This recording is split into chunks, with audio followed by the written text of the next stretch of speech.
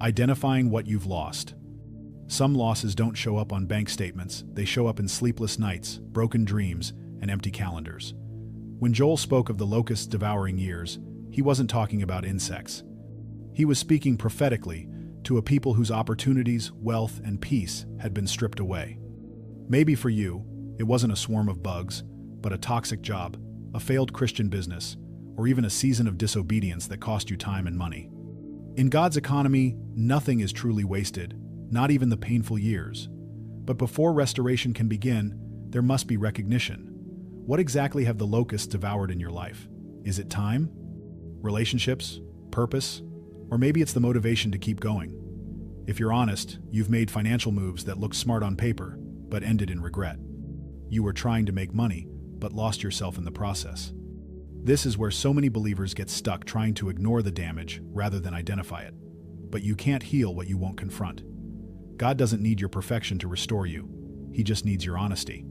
Think about that business you almost launched, the degree you never finished, the tithing you stopped doing because it didn't make sense financially.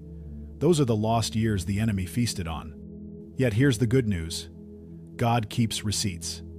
Every year the locusts stole, he recorded it. Every dollar lost in a failed investment, every month wasted chasing ungodly mentors, every sleepless night over bills, he saw it all, and not only did he see it, he plans to repay it.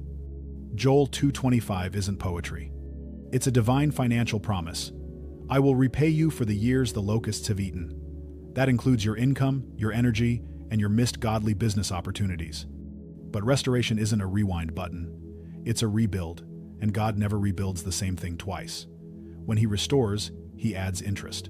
That's how kingdom math works. What if what's coming is double what was lost?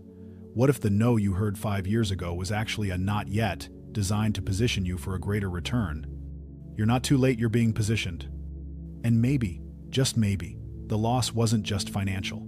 Maybe it was the lesson you needed so you'd finally be ready for what God really wants to build with you next. Why restoration starts with repentance, not regret. Regret is a feeling. Repentance is a decision.